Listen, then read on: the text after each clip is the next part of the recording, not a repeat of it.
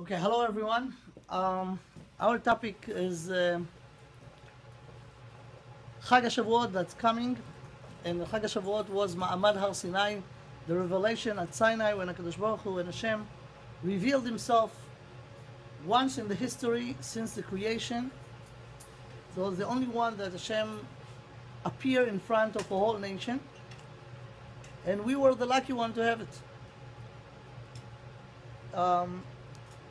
In the short time that we have now, we'll try to understand something, I hope, something deeper than what you used to know about Ma'amad Har Sinai. First of all, we have to know that in the Torah, we have a mitzvah to remember Ma'amad Har Sinai. I'm sorry that my presentation all is in Hebrew, but I'll show you the text and I'll translate the verses that needed. In Sefer Dvarim, Deuteronomy chapter 4, the Torah says the following. Moshe Rabbeinu in Sefer Dvarim repeats at the end of the 40 years in the desert, he just review everything that happened to him and to the nation in the last 40 years. So in the beginning of Sefer Dvarim, he mentioned a few times the Ma'amad Har Sinai, when Hashem gave us the Torah in Sinai. And the Torah says the following, in Sefer Dvarim פרק ד' רק הישמר לך ושמור נפשך מאוד, פן תשכח את הדברים אשר ראו עיניך, ופן יסורו מלבבך כל ימי חייך.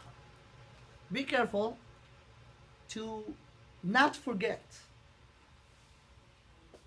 Be aware of what? את הדברים, the thing that your eyes saw. אשר ראו עיניך. You saw something. So there is a mitzvah.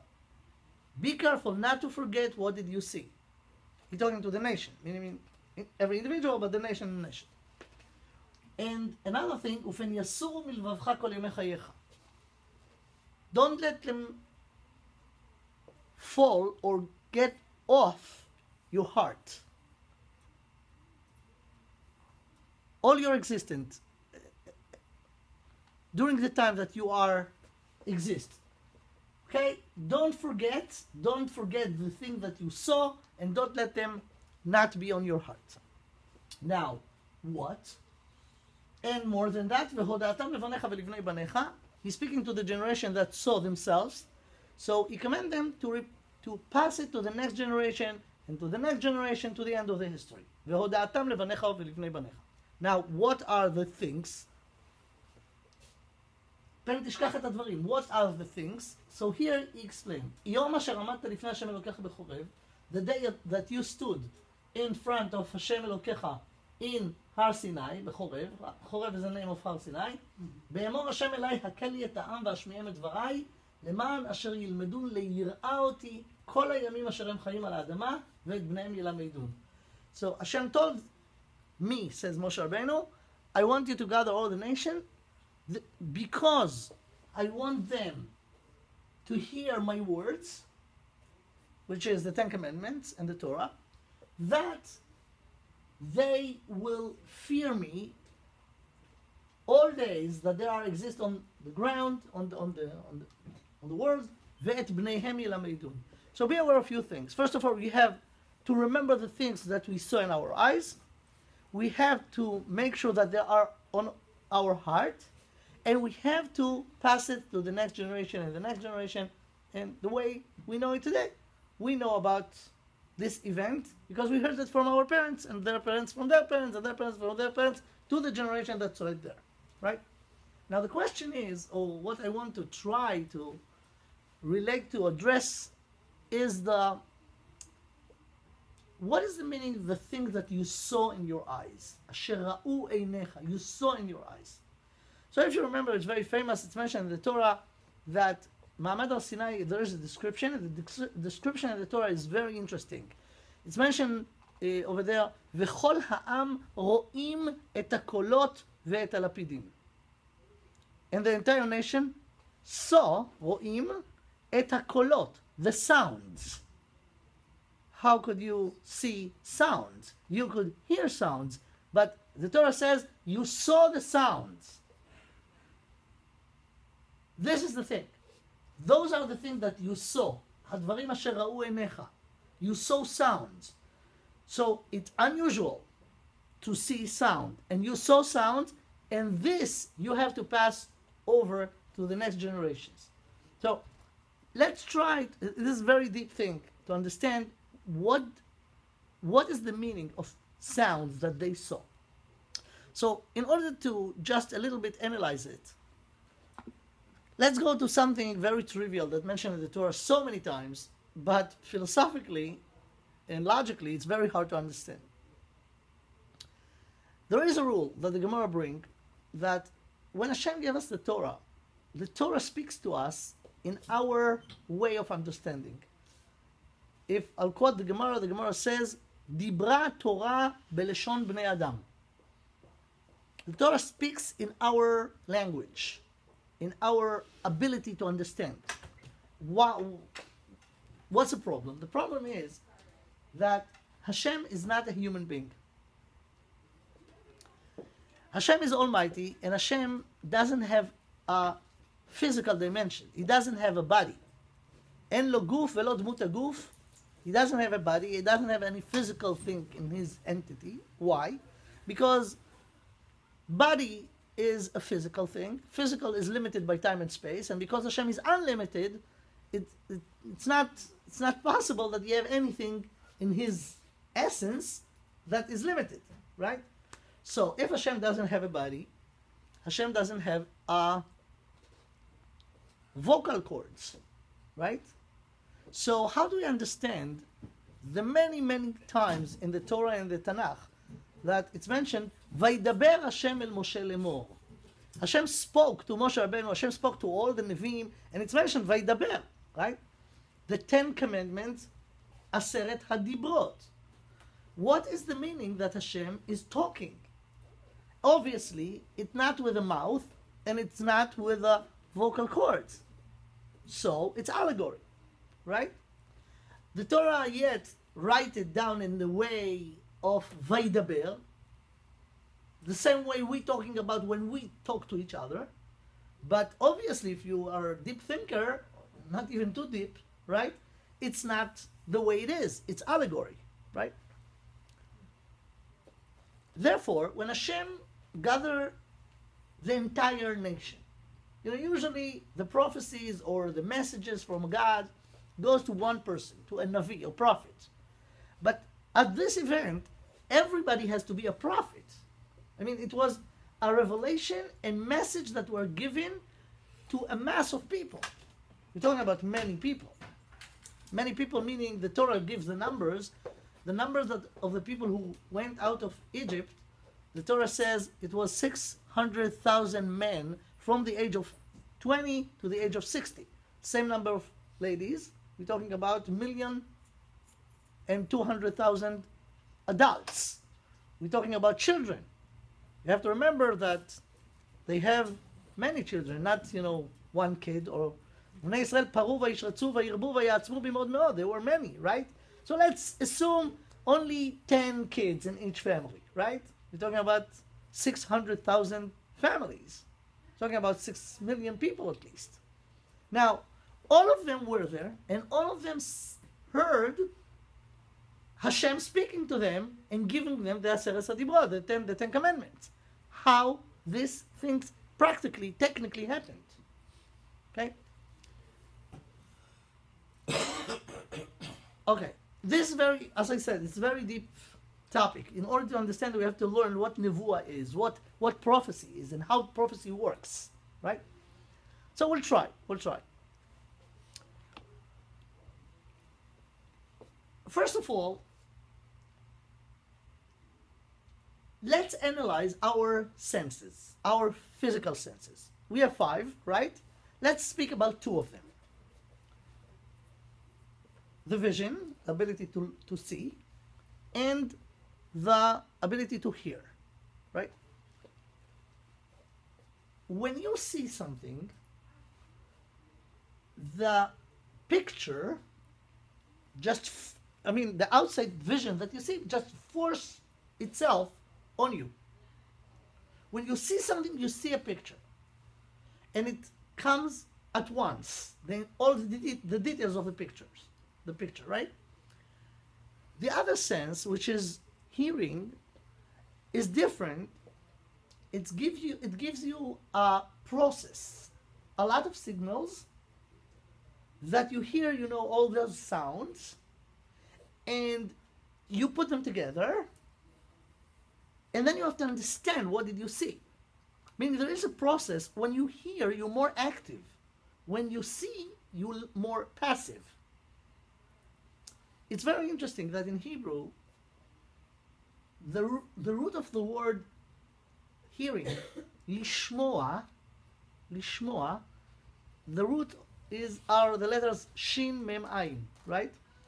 If you know, it's a root of another very important and significant notion in Hebrew, which is mashma'ut. Mashma'ut is meaning, the meaning of the thing. It's called in Hebrew mashma'ut. So when you hear and understand, you understand the meaning of the thing. Now, those two senses together give us information about the world outside of us. And you need both of them in order to really, if you use only one, you could get a very partial picture about the things that you see. Let me give you an example. Take, you could try it to just really understand how those two senses complete each other. If you take a movie that you never saw before, and you put it in the machine, you start looking at it, but make sure that the volume is 0. No volume whatsoever. You just see the pictures. Look and watch the entire movie. You see only pictures with no words, right? You will give some interpretation of what did you see. Now, see the movie again with the volume, right? With the volume up. You will get probably a different picture. I mean, many things that you could interpret without the hearing, now with the hearing, it's enhanced your understanding, or even many things that you didn't understand or understood wrong now get more clarification. Same way, if you just will hear without seeing, and then add the picture.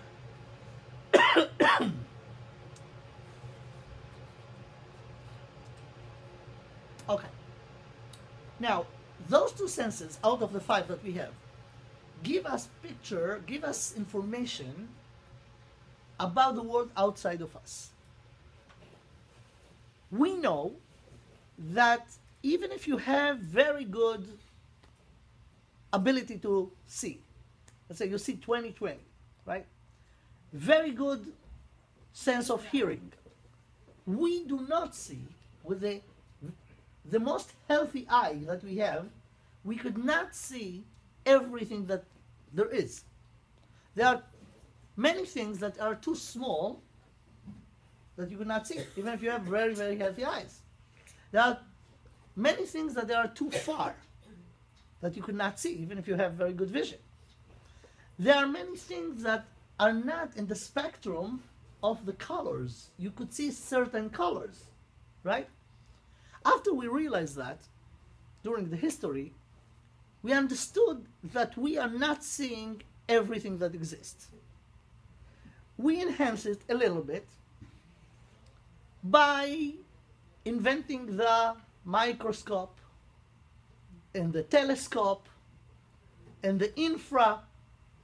You could see more colors, you could see further, you could see smaller things.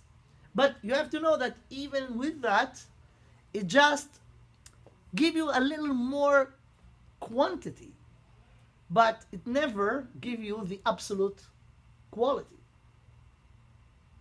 Therefore, we have to know that we do not know. Even the physical elements that there are, we know part of, we do not have the entire picture. Even after all, all the telescope and all the microscope, it's you do not see exactly what really is. Now, all of this is in the physical dimension. There is a spiritual dimension of the universe. And those senses could not give us even clue of what is this. How do we know that there is something more than a physical? Not because of the senses, because the senses relate only could give you information about physical. Because you have, aside from that, the logical way of thinking to get to conclusion about things that above physical. Okay? Now, when Hashem revealed himself to us and gave us the Ten Commandments, it's mentioned in the Torah a few times. Panim befanim diber Hashem imachem. Hashem spoke with you, face to face. Of course, it's another allegory, right? But Hashem telling us here, be careful to remember this unusual phenomena that you were at the time be able to see sounds. Remember this and be careful not to forget this. Okay, let's go to the description of what happened there. Aside from the words that Hashem says, it was a whole big event. Let's go again. I'm sorry that the verses are in Hebrew. Those of you who could read it, great. Those of you who are not, I'll try to translate the major things. If you will go to what happened there.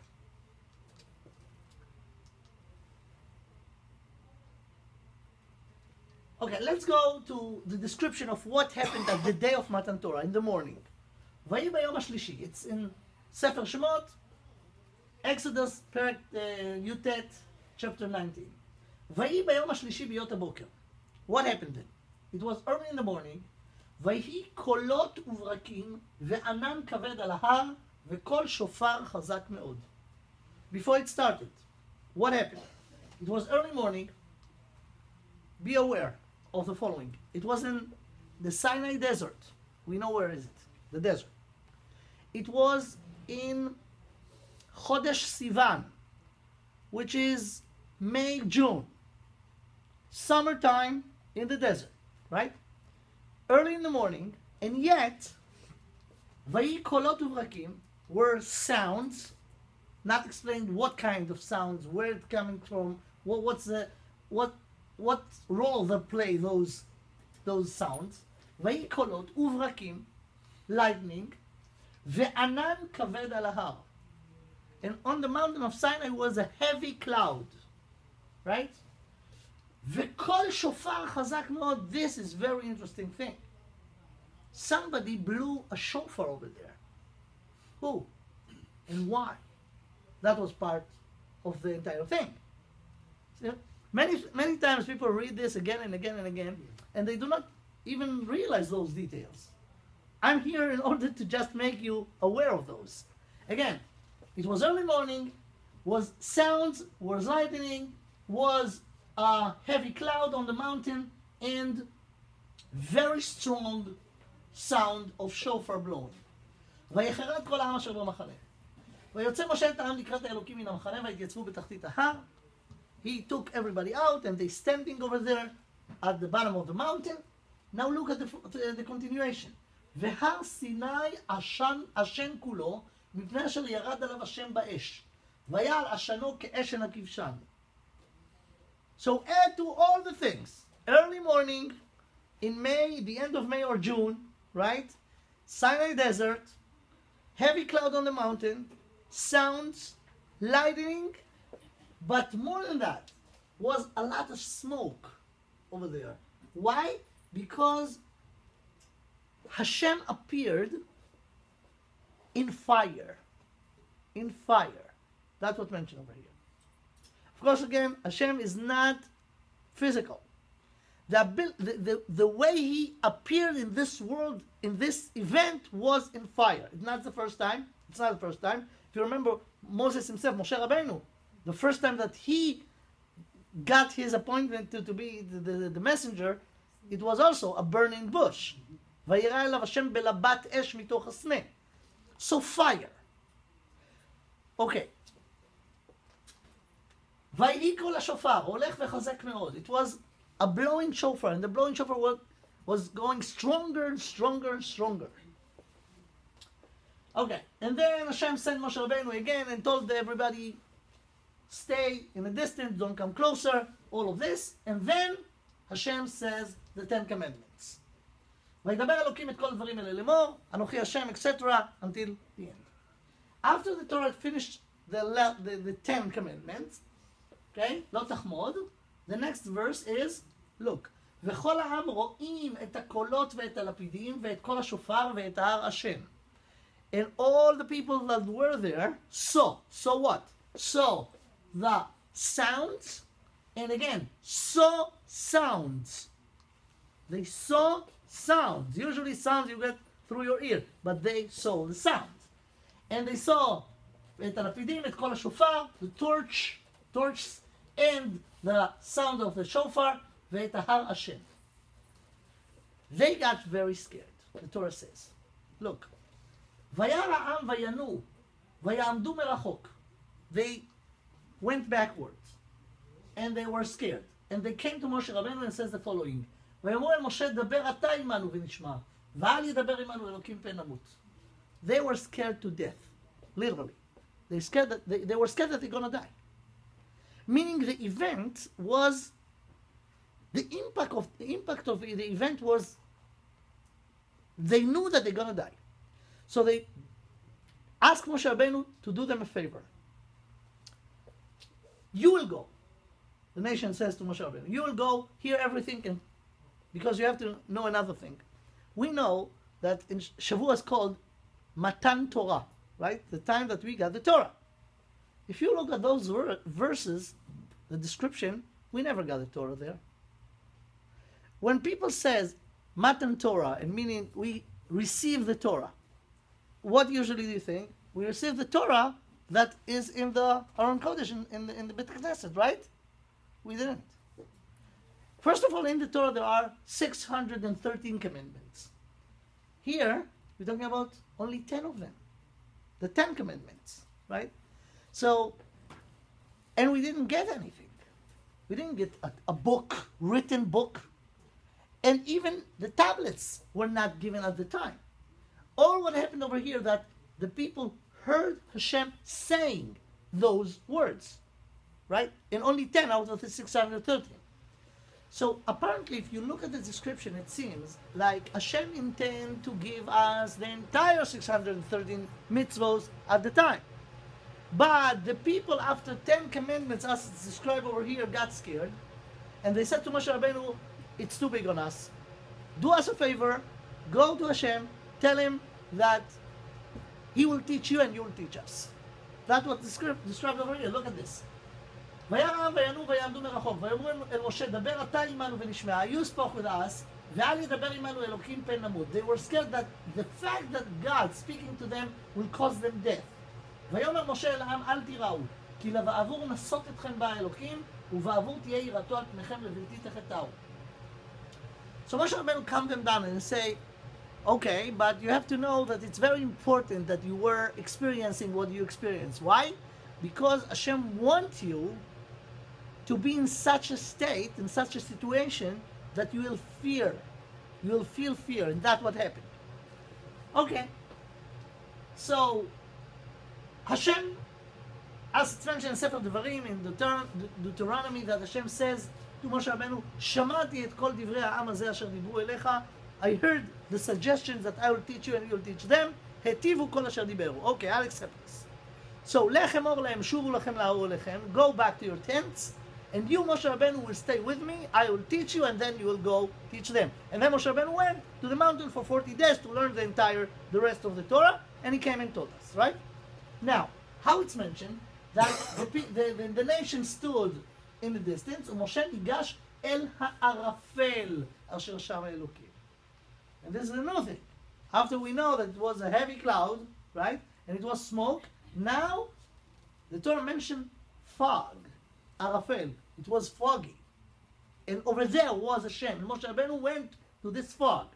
But you have to add to this Hashem appeared in fire, and it was a lot of smoke. And aside from the smoke, now we have fog. Okay? Fine. I'll skip to many things over here to get to the main points because, as I said, our time is very limited. Okay, let's go to the notions that mentioned in the description. It's mentioned Av He'anan, heavy cloud, voices or sounds, lightning, brakim, and blowing shofar, called shofar. Another thing is fire, darkness, cloud, and fog. Now,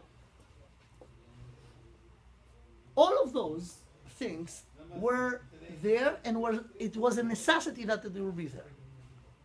Let's a little bit try to explain. Let's start from those three. Choshech, Anan, V'Arafel. Choshech, Anan, V'Arafel. The connection between them is our limitations in ability of the clarity of the vision. Darkness is the most heavier blockage in order to see. If I want to see something, technically, with my eyes, physical thing, right? I need two things in order to be able to see. A good, healthy eyes, but I need another crucial thing that without it, it will not help. We need light. Light plus healthy eyes, which is the tool, could give you ability to see, right? If you have very healthy eyes, but you are in a complete darkness, you will not see anything. More than that, you will see darkness. You cannot see anything. So you need lights. So the dark is the most heavy blockage in order to see. The other thing, something that less than complete darkness is a cloud. Everybody who flew once know that sometimes when you have a very clear day, even if you are 30,000 feet, you could look down and you could see. You could see cities, you could see, it's very small, but you could see. But sometimes, you fly and then some clouds came. If they'll come, they could block your ability to see in the middle of the day. You could not see because there are clouds. Now, there are clouds and there are clouds. There are heavy clouds that you really could not see nothing, but there are light clouds that you could see through. Different levels, right? So, darkness is the heaviest blockage. Anan is the medium. Arafel is a fog. You do not have to be there.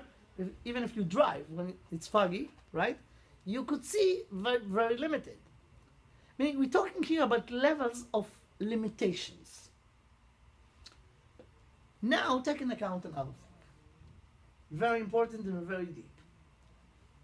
When I speak about vision, I could speak about it in two terms. To look with my physical eyes, my flesh eyes, to realize physical elements. But we're speaking in the same way in Hebrew and in English, and probably in other languages too, about looking not with our flesh physical eyes. When I want to give you an idea, I use the words in Hebrew and in English too. Re'eh, habet, hitbonen, histakel, those in Hebrew, right? When I explain to you something complicated, I will ask you, do you understand this? I could see, do you see? Right? And when you understand, you could say, yeah, I see. I understand. I get it. Meaning that there are different kind of eyes. There are the physical eyes, but there are the eyes of the intelligent, the non-physical eyes, right? Now, The analogy is amazing. We have to know that the same way in physical eyes, as I say, you could have the best healthy eyes, you need light in order to see, right? Same thing with the non-physical. You could have the most sharp eyes of the mind, meaning you have a very sharp mind, very high IQ, ability to analyze things, very sharp. You still need light in order to understand. Because if you are very, very smart, but you are in darkness, not physically, abstract darkness, you will see darkness, meaning you understand things wrong with your sharp mind. In order to see right in your non-physical eyes, you need light, not physical light. Okay? Now, when we're talking about encounter between we, us, people, and God, God is not physical. God wants to give us message. This message is intellectual message. The 10 Commandments and all the commandments in the Torah are not physical things, are ideas. In order for us to communicate with Hashem, we need good eyes, not physical, and light. In the revelation at Sinai, all of those things were there, but in different levels. Some people, depend what was their spiritual level, saw things, but it was very vague because it was a darkness. People who were in higher level could see even better because the blackage was only a cloud. People who were very, very high, like Moshe Rabbeinu, Moshe nigash el ha'arafel, he went to the most delicate blackage, which is a fog. Okay? So this is this. Now, let's try to understand the kolot and the kol shofar, the sound, kolot uvrakim, sound, and kol shofar, which is the thing that the Torah says, those sounds we saw. וכל העם רואים את הקולות. And we ask, how could you see sounds? So in order to do that, let's try to understand the secret of the shofar blowing. It also could help us understand the mitzvah of blowing shofar in Rosh Hashanah. As I saw you in the psukim, in the description of the Torah, in Ma'amad al Sinai was shofar blowing, even before it started. And the Torah mentioned that few times. וכל שופר חזק מאוד. ויהי כל השופר הולך וחזק מאוד. What is the idea? What is the meaning of this? What is shofar? Shofar is a horn, right? But the horn itself is not the shofar. The horn is a horn, is a part of the animal, right? So let's take a ram, which is a very massive animal. We go into this ram. In order to have the shofar, we have to go all the way up to the top of the animal. Highest point of the animal is the head. Then, from the head, there is something that's sticking out. So, in order to make a shofar, we're cutting it off the head of the animal. It's still not a shofar. It needs a lot of work. There is a lot of things inside that you have to take out to clean it up. After you clean it up, you need to do a few more steps in order to get the shofar. You have to cut in the pointy part of the horn a very precise hole. It could not be too far to the edge because it will be no hole or very small. If it will be too inside down, it will not be a shofar, it will be a pipe. So you have to design it in a way that it could be a shofar. After you make out of it a shofar, in order to create sound, you need another thing. You need to take the shofar and blow into it. Right? When you have the connection between the physical tool, the shofar, and the wind that you blow into it, then on the other side you got the sound. Right? Now, let's explain the deep thing about it. In Rosh Hashanah, Hashem told us, the mitzvah of Rosh Hashanah from the Torah is to blow shofar. Everybody should make sure that you hear the shofar. And when we hear the shofar, we said bracha before this.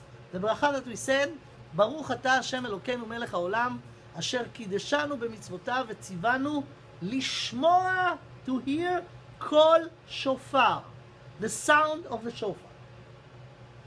It's more than just a bracha. It's actually a prayer. We praying to God.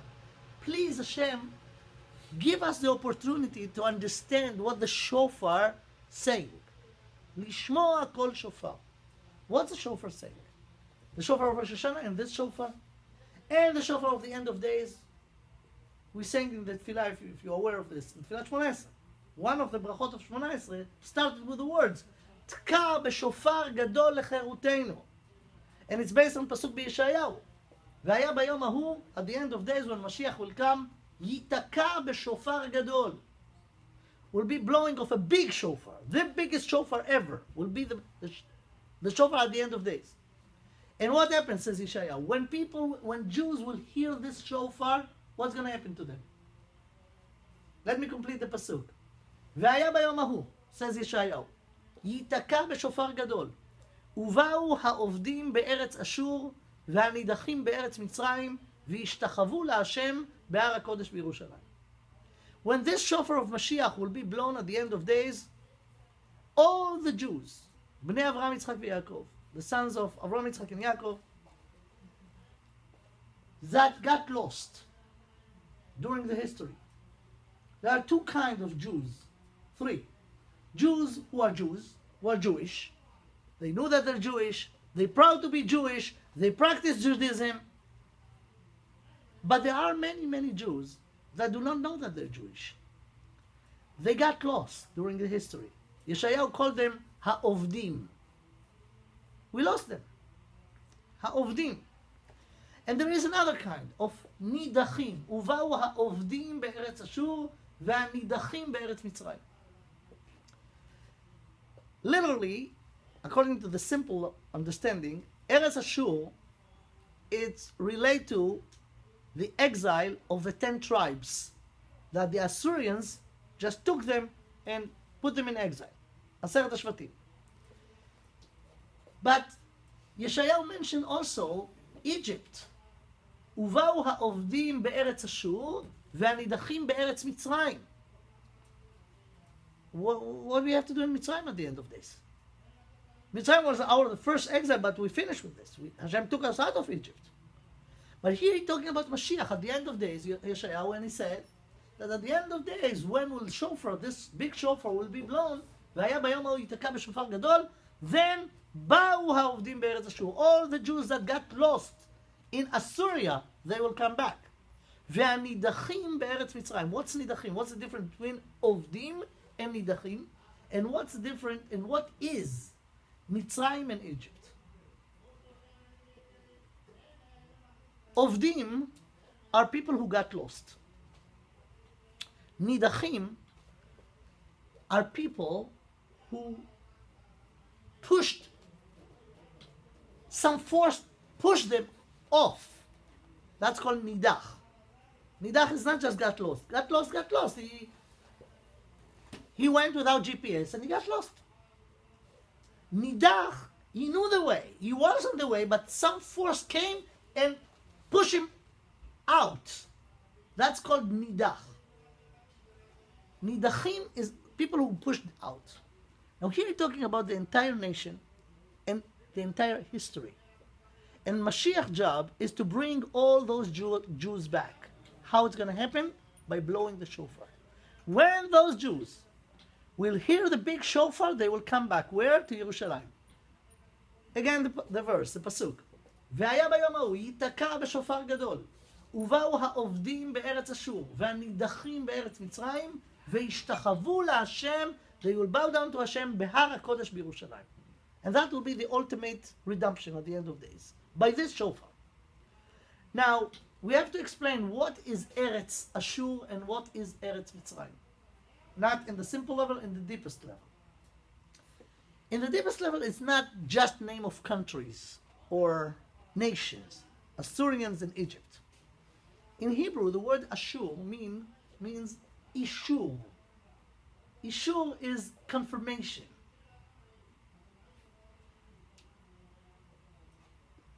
In the exile, there are two kinds of exiles. There is an exile. The definition of exile is not just when the nation is not in their territory, in its territory. Exile is when things are not in their place. Now, Jews who are not living their life as Jews are not in their place because they are Jewish. They're supposed to be in a certain way of thinking, right? And they're not there. Why they're not there? Two reasons. Why a Jew will get, do you know the word off the derech? Why they will go off the derech? By the way, what is this derech that we are speaking about always? The derech. When Hashem took us out of Mitzrayim, right? In the beginning of our history, when we became a nation, Hashem took us out of Mitzrayim in order to lead us to go to Eretz Israel. Right after Yetziat Mitzrayim, it was a war. The first war against the Jews, performed by Amalek. It was even before Ma'amad Sinai. In the first 50 days. And it's mentioned in the Torah, ויבוא עמלק וילחם עם ישראל ברפידים. Then Hashem says, זכור את אשר עשה לך עמלק, בדרך בצאתכם ממצרים. You are on the derech, on the way. And Amalek wants to take you off the derech. He came and attacked you because he was really bothered by this derech, by this way that lead you from one point to the other point. What was the 2 points? From Egypt to the land of Israel. But the land of Israel in the deep meaning is not just technically the ground of Israel land. We have mission as a nation. And we are the leaders of the spiritual, or our mission is to be a light for the nations. Show them the spiritual truth.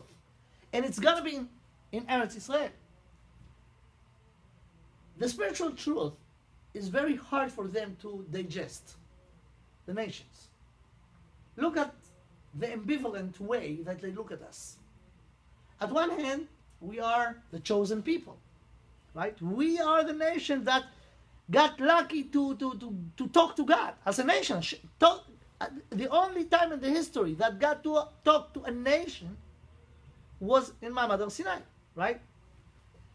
But yet, and we brought the Tanakh to the world, the Bible, the prophets, right?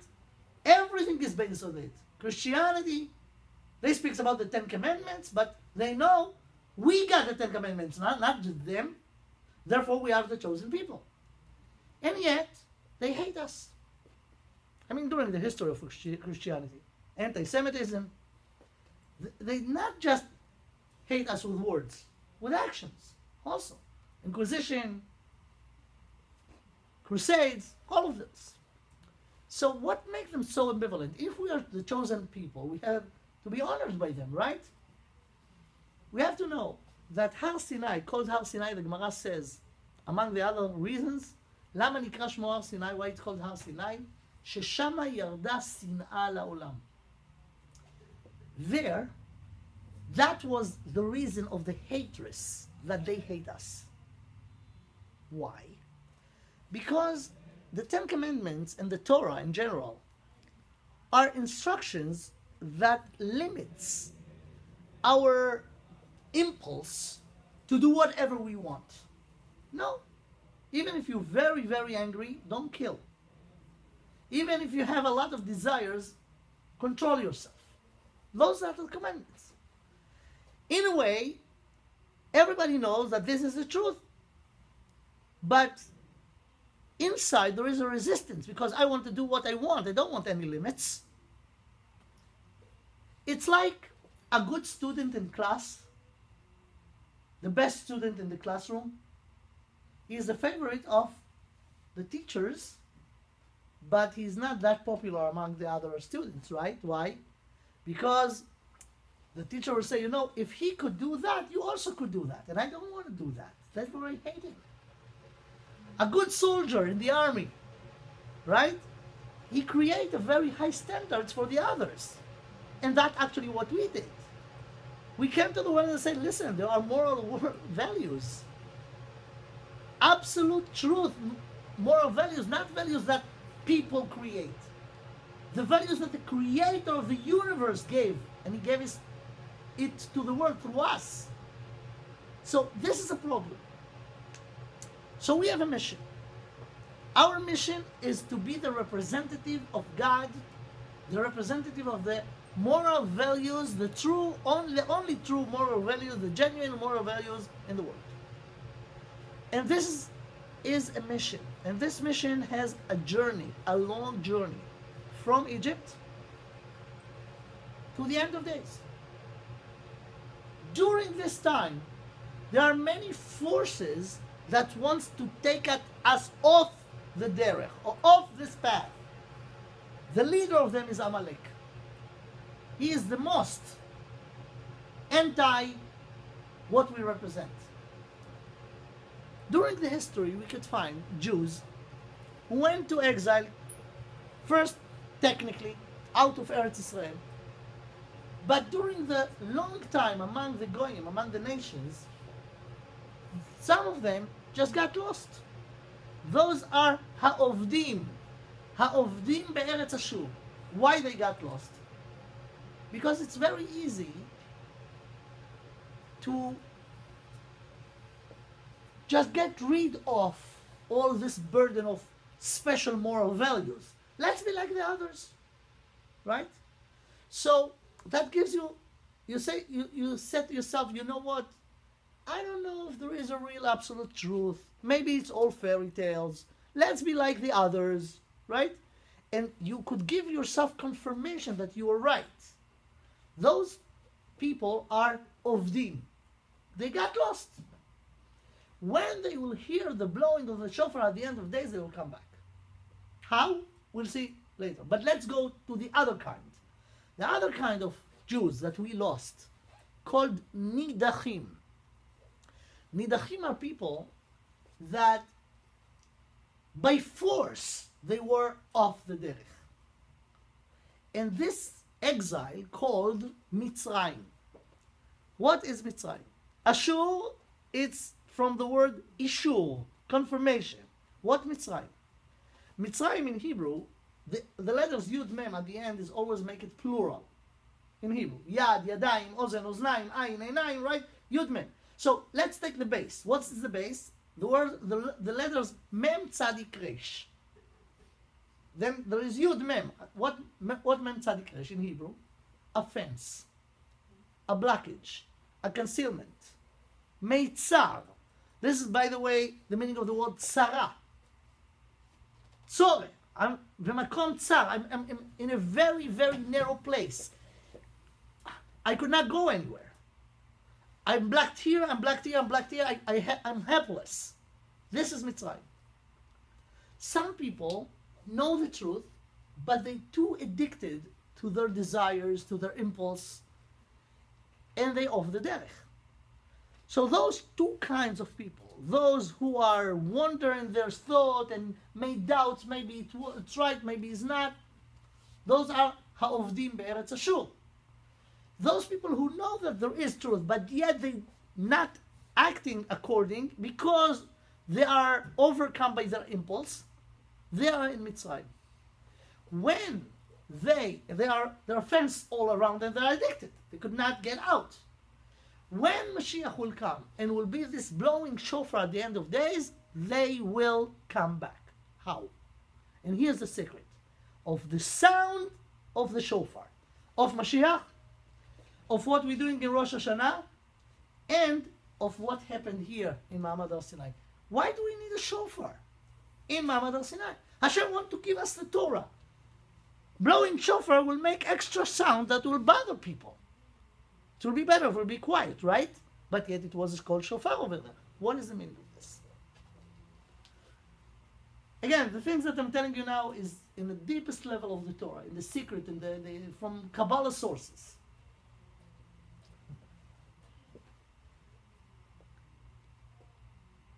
When Hashem created Adam Arishon, this is our problem. When Hashem created the first man, how it's mentioned in the Torah? ויצר השם אלוקים את האדם עפר מן האדמה, ויפח באפיו נשמת חיים. So Hashem took dust from ground, formed it as a body, right? But this is the physical dimension of the human being.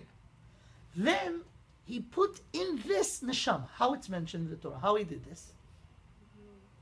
Blowing shofar. How do you blow shofar?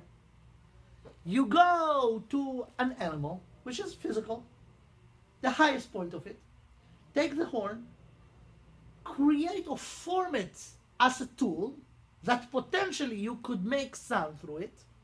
But if you have the perfect shofar, but you will never took it and put it near your mouth and blow into it, and add the not physical, which is the wind, which is the spiritual, to the physical, you will never find the sound. The sound is the impact or implication of connecting physical and non-physical. Ruach, vayipach ba'apav nishmat chaim. In Hebrew, ruach is ruchani spirituality, and ruchaniyut, ruach. When you blow, you take wind and blow. So you connect physical and spiritual, and the outcome is the sound. That was in Adam Arishon. When Hashem, the first shofar in the world was creating of Adam. Taking physical, blow into it the spiritual, the soul. Why we do not do what we should do, even if we know the truth? Because we forget that we have a soul. We look at ourselves like we are physical. We have needs, physical needs, and this is me. When you hear a shofar, if you understand, this is actually what we're wishing when we say in Rosh Hashanah, Baruch atah Hashem Elokeinu melech haolam, asher kideshanu b'mitzvotav v'tzivanu lishmoa kol shofar. If you really listen and understand, listen, remember, listen, it's like I see. I hear you. When I say I hear you, meaning I understand. I got the message. Hearing kol shofar is getting the message that there is spiritual inside the physical. If you will know about it and take it into account, then you'll have no problem to be a moral person. Because morality is the manifestation of the spiritual who are controlling the physical. At the end of days, will be the same thing. When the absolute truth will be revealed by Mashiach, then everybody will understand that all the other ideas, other philosophies are wrong. And those Jews who gave us Judaism in order to adopt, to embrace other ideas, they will come back. That's going to happen at the end of days. But this thing happened big time in Ma'amad Har Sinai. What Hashem did in Ma'amad Har Sinai? He gave us the moral values. So moral and spiritual, he gave them from up there to here, to the tangible dimension of the creation, right? This called shofar, blowing shofar, putting spirituality into the physical. Therefore, it was a necessity that there would be a shofar over there. וכל העם רואים את הקולות. רואים is understanding, not רואים with their physical eyes. I see, I understand. They saw the sounds. And the sounds is the outcome of connecting between the physical and the spiritual. This is the meaning of what they saw. That happened to us as a nation at the revelation at Sinai. And Hashem commanded us in the Torah, don't ever forget this. And pass it to your children and your children to their children, because this is the truth. And don't let this thing go off your heart. The heart is not just the pump that sends blood to the body. The heart is the engine, the motivation to do. So if you take this in account and connect it to your motivation, your motivation will be to do the right things. Therefore, Hashem commands us, don't forget it. The things that you saw in your eyes, which is what? The sounds, which is the outcome of the connection between physical and spiritual, and put it on your heart in a way that every action, every act that you're going to do will take this in account. Then you'll do the right things. I don't think we could do more than that now, but this is just, a touch of what Ma'amad al-Sinai was. There are many things that we didn't get to explain, but our time is over and I have I have to go now. So, thank you for your attention. Okay.